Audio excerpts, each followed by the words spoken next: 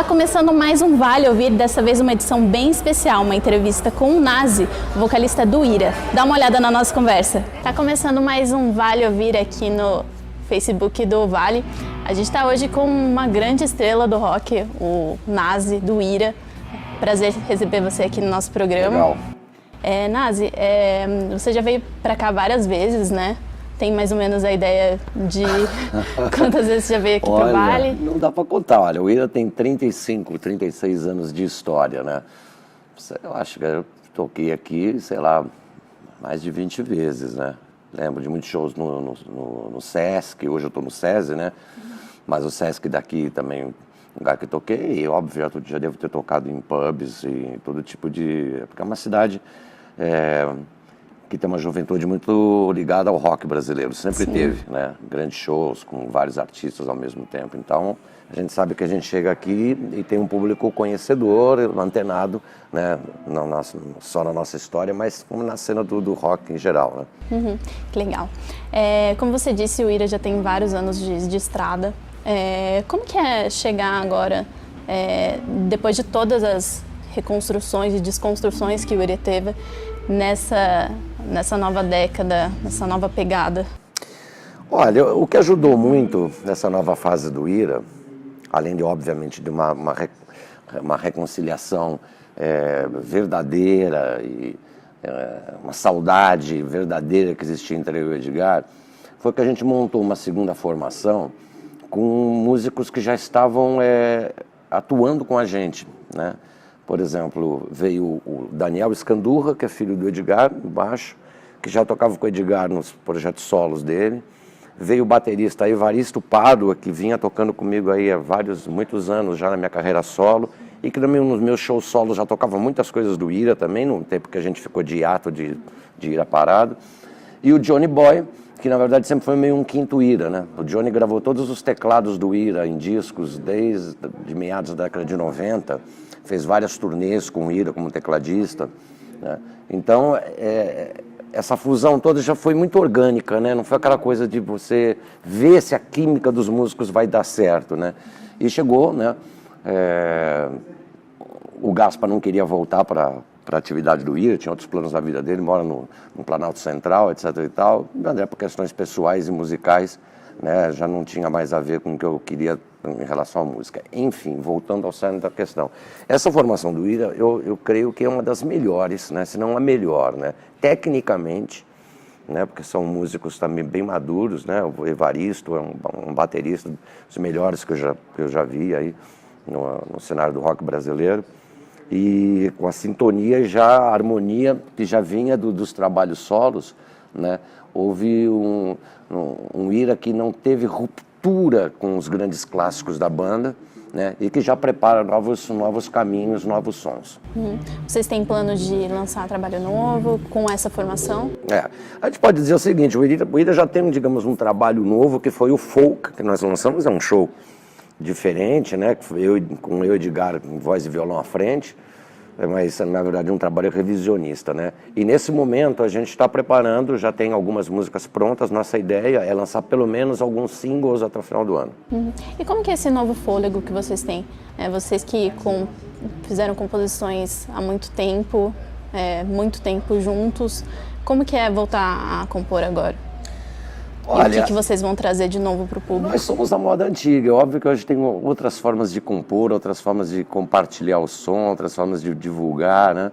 Mas nós somos ainda da forma de que as músicas começam em formato de canção, uma guitarra, num violão, onde as letras são elaboradas a partir da melodia e depois tudo vai para uma garagem, vamos dizer assim, para um estúdio para a banda dar um corpo, dar um som de banda na coisa, né? Então, a gente tem o nosso método de fazer rock, fazer música, que é um método clássico que veio até os momentos atuais, onde hoje existem recursos diferentes, as pessoas compõem no celular hoje em dia, né?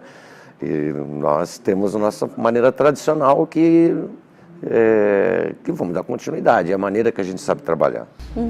E vocês passaram por várias nuances dentro da música de vocês, mas vocês vêm de uma raiz punk rock. Isso ainda está presente na vida de vocês, na música de vocês, e como que isso vai influenciar as novas músicas? O punk rock foi o gênero musical e o movimento que na nossa adolescência fez com que nós quiséssemos montar uma banda que fosse mais direta, né? Nós sempre tivemos na nossa juventude e adolescência, antes do punk, já a influência do rock clássico, né? As grandes bandas como The Who, Led Zeppelin, Black Sabbath, Stones, Beatles, né? O Edgar, inclusive, com a cena progressiva, Yes, Genesis, Pink Floyd, né? E o punk rock veio como um divisor de águas, né? E não que nós nunca nos enquadramos com o que no Brasil ficou conhecido mais como punk rock, que é o hardcore. É uma outra escola, né? Sim. Nós somos da parte do punk rock que é mais ligado ao rock tradicional, vamos dizer assim, Sex Pistols, The Clash, The Jam, né? A gente, nesse sentido, eu acho que a pegada do nosso show, né, e das nossas canções, ela tem essa, não digo agressividade, mas ela tem essa testosterona, né? essa energia, sabe? Que eu acho que alternando com momentos líricos, que é uma marca do Ira, né? O Ira tem essa coisa de rock pauleiro, rock com mais pegada, e também canções mais líricas, baladas até, né? Eu acho que essa alma da gente, ela tá viva, apesar da nossa idade pessoal e idade de banda. Mas o Ira, como você falou, sempre foi uma banda que procurou fazer discos que tivessem outras inspirações, né? Flertamos com alguns elementos do hip hop no Psicoacústica, com a música eletrônica no Você Não Sabe Quem Eu Sou, na música popular brasileira no Isso é Amor, né? Na sonoridade mod, nos primeiros discos da banda, né? Então nós temos uma maneira, uma personalidade Ira de tocar e de cantar, né? E que a gente sempre foi sendo influenciado sem virar uma coisa, como é que se diz, eclética. Isso também, essa raiz punk rock, como você disse, da energia, isso vem da personalidade de vocês? Você acha que o pessoal que acaba... eu conferi algumas entrevistas suas e você disse que já existia a tribo rock, né? Mas essa tribo, ela se desmantelou entre os punks e ali vieram vários gêneros. O que te fez ir para esse lado e não para outros estilos? Eu acho que exatamente, olha, eu acho que quem acompanha, você falou do punk rock, quem acompanha, por exemplo, a história do Ramones, né, tem até um documentário muito legal que eu recomendo, que é o The End of Century, né, viu que o Ramones, como surgiu, foi quase considerado uma piada no meio, porque eles tinham uma maneira tão tosca, tão minimal de 3 acordes, que foi objeto até de escárnio de muitos produtores, de muitas gravadoras. Até o momento que aquilo se tornou, os Ramones influenciaram Sex Pistols, The Clash, bandas até um pouco mais sofisticadas, inclusive em termos de letras, políticas, etc. e tal. E virou um som. Ramones talvez tenha sido a banda que mais influenciou o rock nos últimos 40, 50 anos. Né? Então, nesse ponto eu dividiu. Quando nós no colégio, eu usei bem isso aqui, no colégio nós fazíamos parte da turma dos roqueiros, né? E dentro da turma dos roqueiros, uma parte só entendeu o punk rock. Eles achavam, claro, quem gostava de Yes, ouvia Ramones, os primeiros Ramones, achava aquilo uma piada, né? Ouvia mesmo coisas mais Sex Pistols, mesmo assim meio mal tocado, com solos muito... Porque era o conceito de roqueiros que gostavam de coisas mais elaboradas, como Pink Floyd, como Led Zeppelin, entendeu? Só depois que eles foram entender o quê? Porque era uma música mais... o rock voltava para a rua, né? Os músicos de rock, na grandiloquência do rock, tinham virado assim... grandiloquentes, virtuosos, tudo que essa característica, principalmente do rock progressivo, né? Isso afastou o roqueiro, o músico de rock, do público, né? Ora, você faz ser um Rick Wakeman, nossa, para você ser um Rick Wakeman, seu pai tem que mandar você estudar no conservatório desde os 8 anos, né? Então, acho que foi isso que trouxe eu e muitos jovens que gostavam de rock para a emergência, a música emergencial do punk rock, que tinha, primeiro, nas letras e na contestação comportamental e política, o cerne principal. E numa música mais simples e boa para dançar, digamos assim, para pular, para fazer pogo, etc. e tal, um diferencial. Então isso trouxe a gente a um formato de banda, aquele tipo de banda que existia nos anos 60, que saíam de amigos da escola, que ensaiavam na garagem, entendeu? Você não precisava ter um piano sinfônico, você não precisava ter estudado não sei quantos anos de conservatório, você podia saber poucos acordes, mas ter muitas ideias na cabeça e letras que contestassem um momento político muito intenso no mundo, que foi a virada dos anos 70, no final dos anos 70 para os anos 80, né?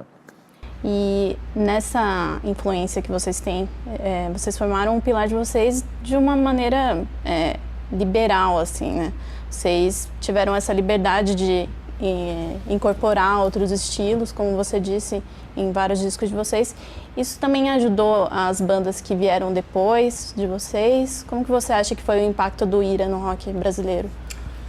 Olha, eu sempre costumo dizer assim que o Ira é uma banda independente do mainstream, é uma banda independente no mainstream e uma banda do mainstream no meio independente. O Ira sempre teve um pé nos dois lados. Era uma banda famosa que saiu, foi daqui do underground paulistano, foi a banda que ascendeu com sucesso para uma multinacional e tocou em rádios, né? Mas ao mesmo tempo a gente sempre teve um comportamento muito independente, mesmo dentro de uma estrutura de uma grande gravadora e dos grandes sistemas de sucesso que existem em rádio e televisão, né?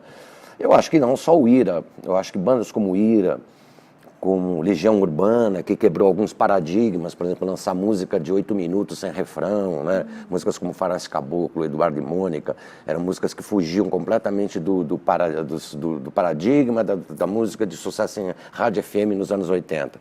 Então, acho que foram artistas como Ira, como Titãs também, em outros discos, Legião, que eu acho que começaram a criar uma semente que depois, nos anos 90, fizeram um rock brasileiro um pouco mais, se não tão poético como os anos 80, talvez um pouco mais autoral, né? Porque nós, na década de 80, tínhamos muito, e falo isso até pessoal, sem nenhuma crítica, nem autocrítica, nós tínhamos muita influência, a nossa influência básica era a música, o rock inglês, e alguns mais o rock americano, mas rock anglo-saxônico. E na década de 90, com essas experiências de independência dentro do sucesso que o Ira e essas bandas que você teve, eu acho que a gente pode ter artistas que foram mais autorais, usando elementos da música popular brasileira mais intensamente, como a Nação Zumbi, Mundo Livre, o Rapa, Raimundos, né? Todos esses foram bandas que trouxeram rock, mas com elementos de música brasileira. Eu acho que isso fez parte do começo dessa independência, de experiência que o Ira e outras bandas na década de 80 iniciaram. Legal.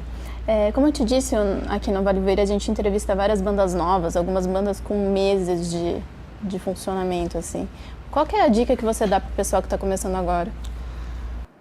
Olha, hoje me entregaram, inclusive, aqui um bourbon feito...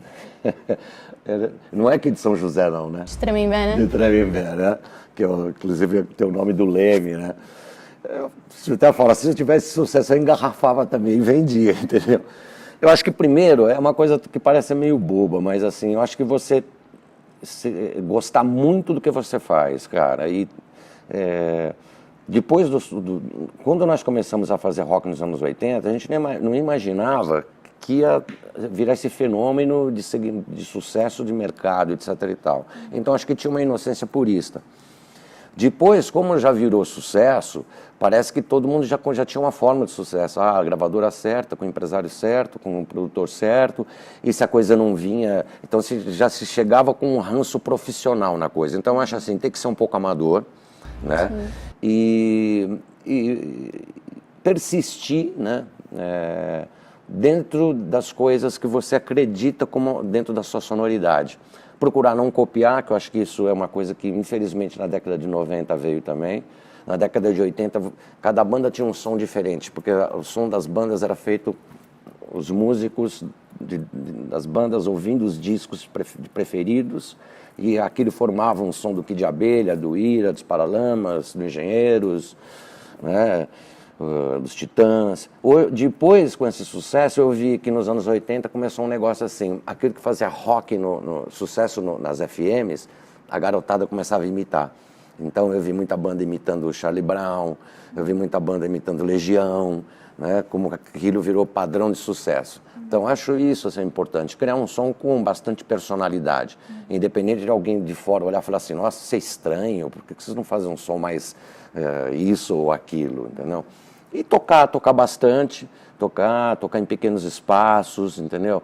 Porque você nunca sabe quando num determinado show vai ter uma pessoa que possa abrir uma oportunidade para você.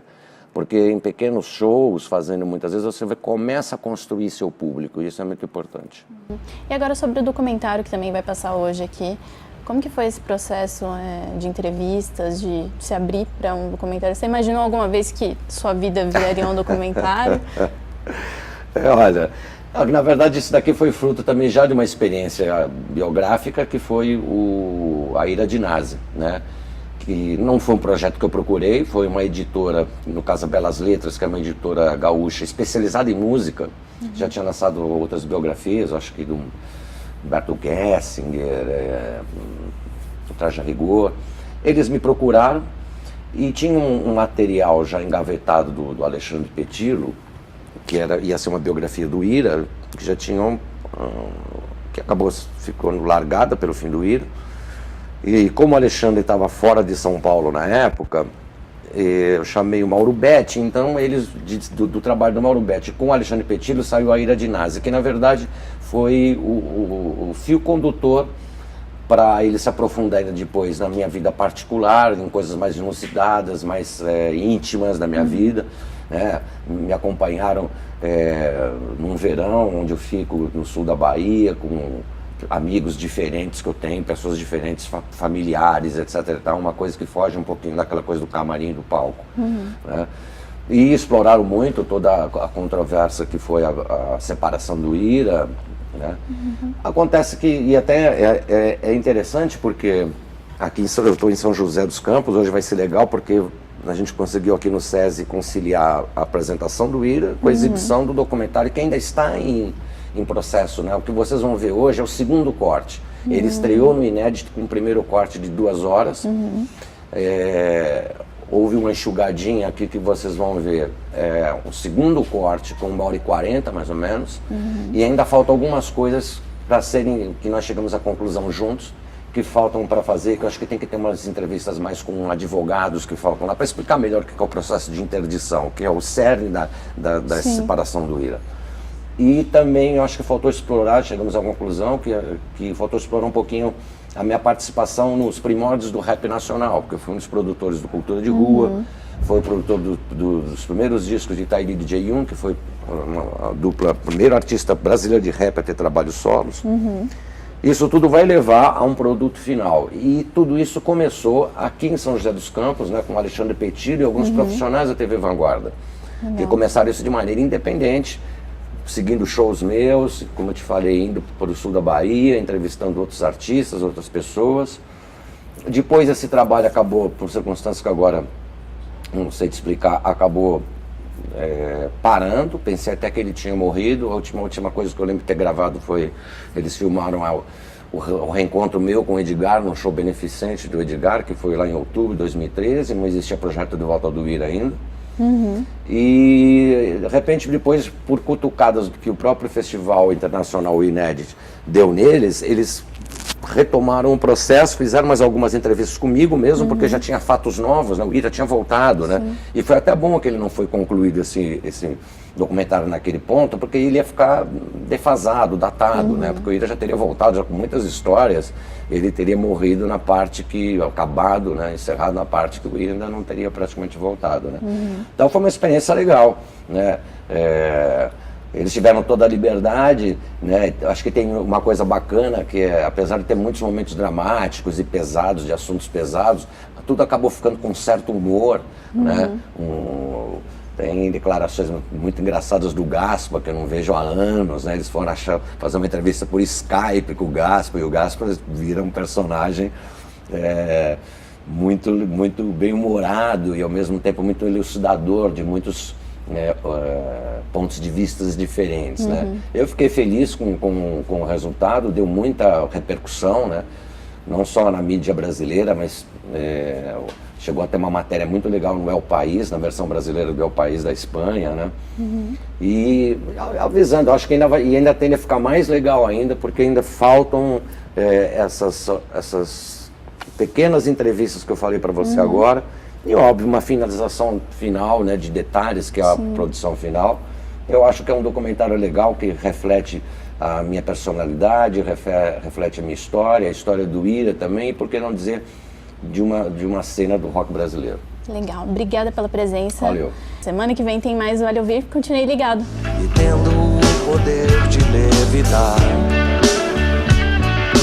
como em um comercial de cigarros, e a verdade se esquece com os tragos, sonho difícil de acordar.